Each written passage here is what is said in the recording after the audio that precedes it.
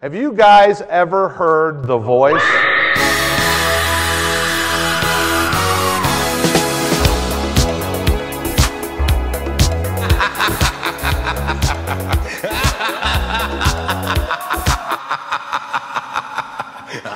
Freddie hears The Voice a lot. And the first time he heard it was, he was about 6 months into the business. For his first 6 months, he was really enthusiastic. And then he was out there on an appointment one day, and I remember you told me about this appointment. He was out with this really nasty individual. And he went out and he was showing fifth floor walk-ups, and this guy was just mean to him, and Freddie just got a little discouraged, and he was walking back to the office.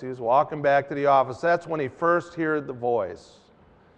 And the voice was like this: "There's got to be a better way. This business stinks.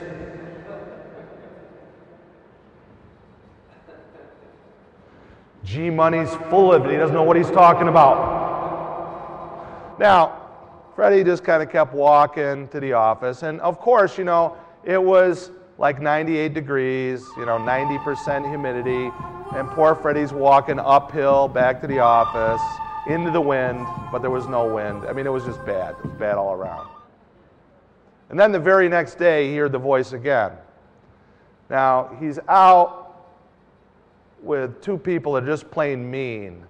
They're a couple. They're playing good guy, bad guy, and then they both became bad guys, and they hated everything. And poor Freddie just felt used and abused, and he knows they're going to rent the first apartment they see from the next broker, and he's just like miserable.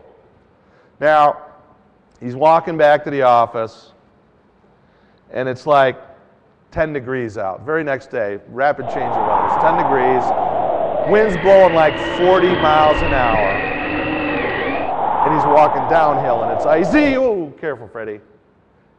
Now he hears the voice. "This business stinks. There must be a better way." You're right. This business does stink. I hate this business. You know what? I'm not taking all these people out. I'm only going to take out the good clients. So Freddie decides he's only going to take out the good clients. So he sits at his desk and he answers the phone and he asks them more and more questions. And he makes sure that they only want to see a couple of apartments, that they know just what they're looking for. He only wants to show them if he's sure he's going to rent them, because it's stupid to take all these other people out. He's only going to take out the good clients. So do you know how many appointments he has? About one a week. And do you know how much money he makes? Minimum wage. So he sits around in his pajamas, monkeying around. He's a nice guy, but he just doesn't get it. Go back to sleep, dude. You know anybody like Freddie? I've known hundreds of people like that.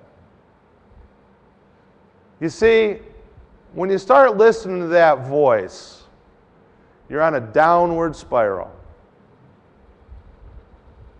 And the farther down the spiral you get, the louder the voice gets. And that voice is just negativity. And when you get to the bottom of the spiral, you and the voice become one. You're not just hearing it behind you. You and the voice merge. You become the voice.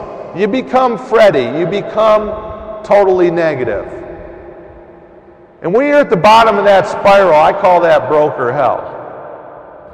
Because that's the opposite of what we teach here. And when you're in broker hell, you hate the business, you hate your manager, you hate your company, you hate all the clients, and most of all, you hate yourself.